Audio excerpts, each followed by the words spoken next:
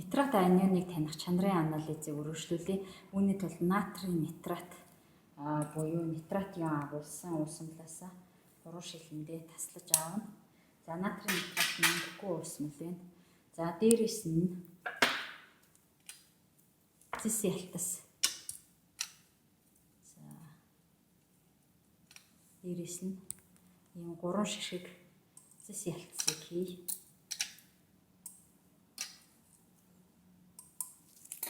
За хөвчлээ концентрацтай уусамлаас нэмж өгнө.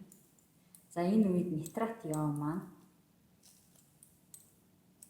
оксид үүсгэн задрах уруул явагдана.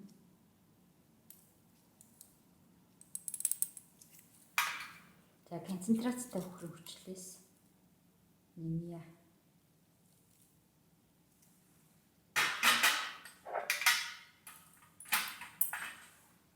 За уруулыг эрчимжүүлэхийн тулд баг зэргийн халаалт ашиглая.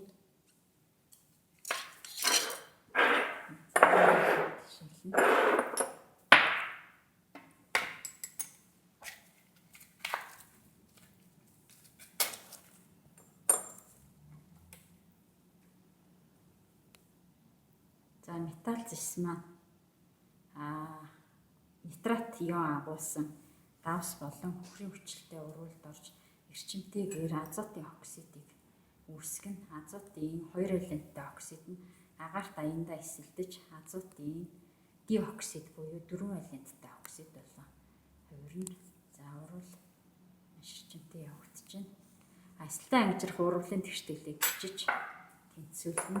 За азотын 2 валенттай оксид нь бол өнгөхгүй хий байгаа. Харин азотын 4 валенттай оксид нь хүрэн өнгөтэй. Энэхүү уруулыг татах шүүгэнд явуулна.